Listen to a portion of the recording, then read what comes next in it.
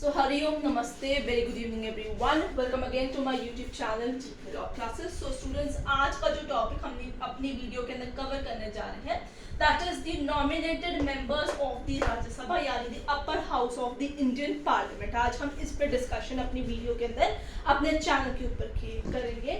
So I hope आप लोगों ने हमारी previous video regarding the women reservation in the both houses of the Parliament as well as in the state legislative assemblies plus delimitation वाला जो topic है उसको definitely check out कर लिया होगा. दोनों ही टॉपिक्स एक ही वीडियो के अंदर कवर्ड हैं, तो अगर आप लोगों ने अभी तक चेकआउट नहीं किया आज ही जाके उसे कर सकते हैं. जिसे चैनल को सब्सक्राइब नहीं किया आज ही हमारे चैनल जीके लॉ क्लासेस को सब्सक्राइब कर लीजिए. तो आइए स्टार्ट करते हैं with the new topic today. So students, आज जो हम इस टॉपिक के बारे में बात करेंगे उसमें हमारा स्पेसिफिक कंसर्न रहेगा regarding the nominated members by the president of India. तो आज जो है यहाँ पे फैक्ट्स मैंने आप लोगों के लिए लिखा है. फैक्ट्स सारी मैं आपको छोटे छोटे पॉइंट्स जो है इस पर्टिकुलर टॉपिक के रिगार्डिंग बताऊंगी. उसको आप एज इट इज अपने रजिस्टर में प्रिंट डाउन कर सकते हैं. अगर आपको कोई भी डाउट है तो आप कमेंट सेक्शन में डेफिनेटली मेंशन कर सकते हैं. तो आइए स्टार्ट करते हैं. सबसे पहले the concept has been borrowed from. कौन सा concept? Nominated members of Rajya Sabha. जो नॉमिनेटेड मेंबर्स है this particular concept has been borrowed from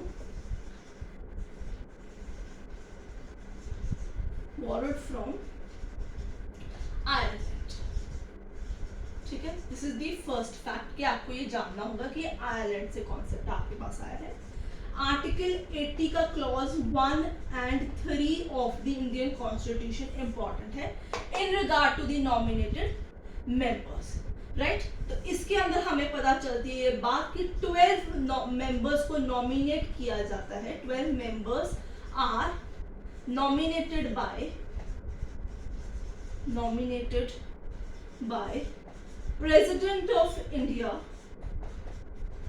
ठीक है, from various fields. कौन सी fields है?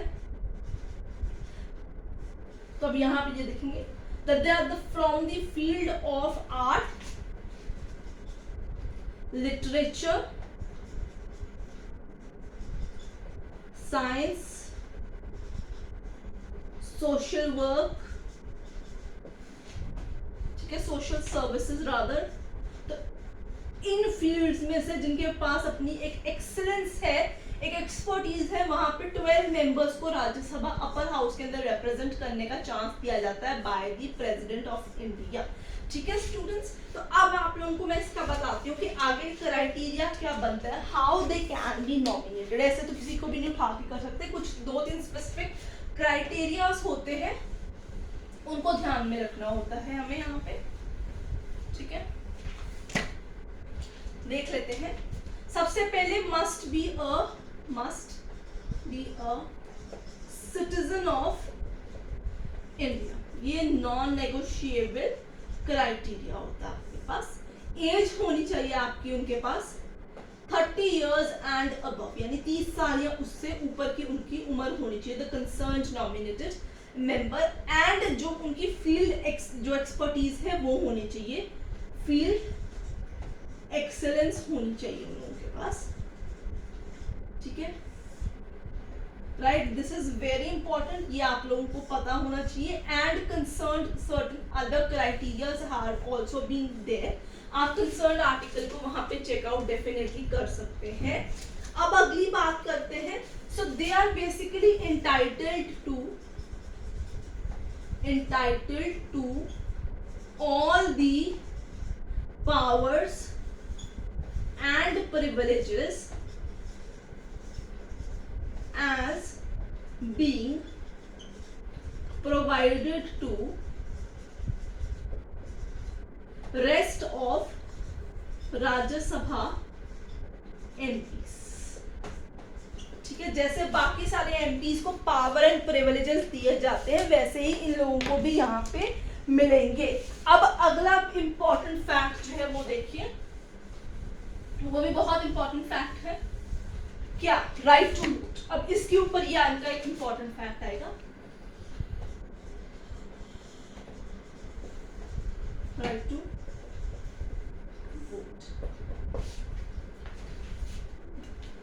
ठीक है. सो अभी किस किस टाइप पे वोट डाल सकते हैं या नहीं डाल सकते. दे कैन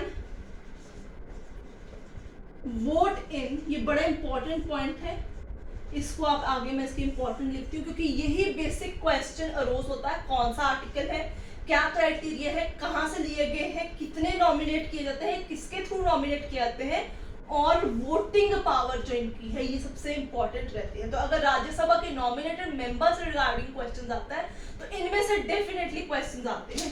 सबसे पहले they can vote when it comes to election of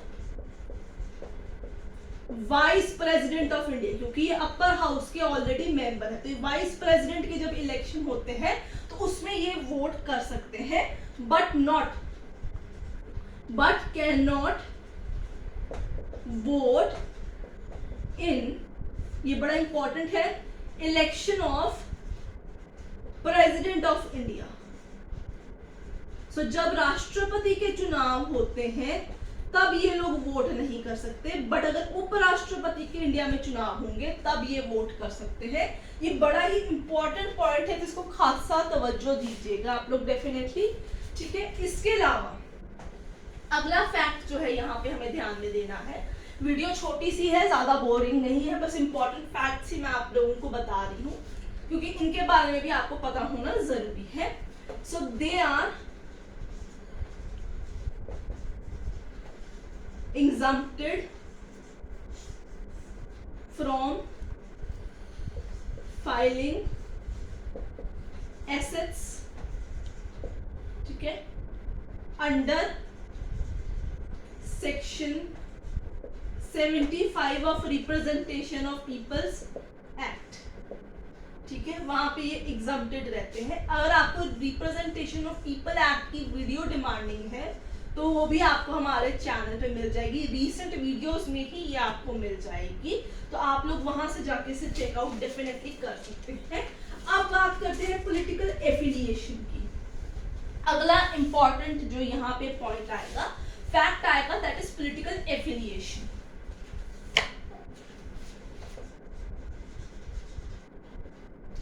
political affiliation.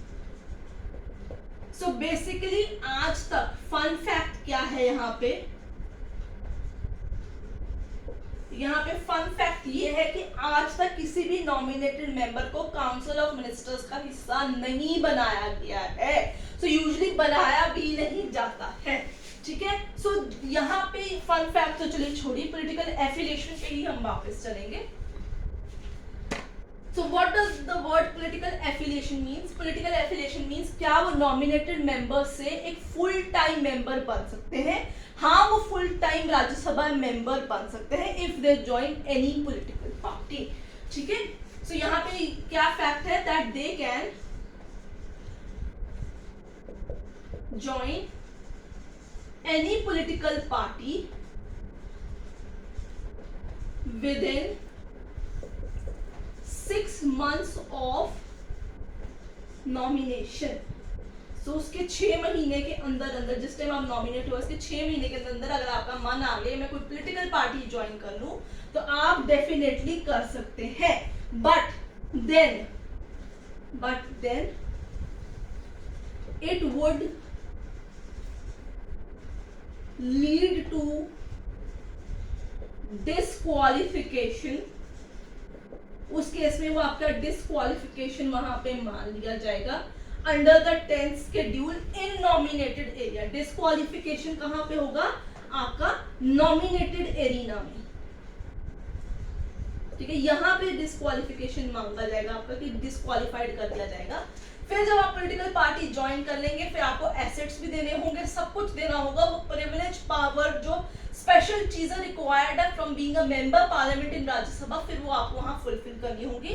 Otherwise काफी चीजें एग्जम्प्टेड होती है नॉमिनेटेड मेंबर्स को, क्योंकि उनका मेन काम होता है कि उनको उनकी एक्सपर्टीज पे वहां पे अपॉइंट किया जाता है, ठीक है। Disqualification in the 10th schedule इसके नीचे होती है। उस केस के अंदर मोस्टली क्या करते हैं, नॉमिनेटेड मेंबर्स यूजुअली अपनी सीट छोड़ देते हैं, रिजाइन कर जाते हैं वहां से, फिर ज्वाइनिंग करते हैं बचने के लिए वहां पे, ठीक है। इसके अलावा इन लोगों का टेन्योर जो है ये यहाँ पे एक इंपॉर्टेंट पॉइंट है, right. So what is their tenure, वो भी देख लेते हैं। टेन्योर है 6 years, बिल्कुल और रेजिग्नेशन भी इनका प्रेसिडेंट ऑफ इंडिया को ही जाएगा क्योंकि उन्होंने ही अपॉइंट किया है। उन्हीं की जो बेसिकली आप कह सकते हैं प्लेजर जो है उनका उन्हीं के प्लेजर के ऊपर ये लोग सस्टेन करते हैं इनटू दी राज्यसभा। अब एक क्वेश्चन हम और देख लेते हैं यहाँ पे कि who was first women right nominated as member in Rajya Sabha. तो वो पहली लेडी कौन थी उसका नाम भी आपको पता होना चाहिए। अगेन अ फन फैक्ट आप कह सकते हैं आप लोगों के लिए, एक क्वेश्चन, एक नोननेस आप लोगों के लिए जानने के लिए। उनका नाम था रुक्मिणी देवी, ठीक है, अनुदानी, ठीक है। ये 1952 से 62 में इनकी टेन्योर आई थी, 2 बार इनको किया गया था हाफ एंड हाफ करके। सो फार मैंने आप लोगों को बता दिया आज तक कि कोई भी नॉमिनेटेड मेंबर को काउंसिल ऑफ मिनिस्टर भी नहीं बनाया गया। So student this was all about the nominated members of the Rajya Sabha. एक बहुत छोटी सी वीडियो थी जिसमें कुछ इंपॉर्टेंट फैक्ट्स उनके मैंने डिस्कस किए। आई होप आपको आज की वीडियो पसंद आई होगी। आई है तो लाइक शेयर डेफिनेटली कीजिएगा, जिसने चैनल को सब्सक्राइब नहीं किया आज ही कर लीजिए। कोई डाउट है तो कमेंट सेक्शन में मेंशन कीजिएगा। Till then keep learning, I will see you next with another video.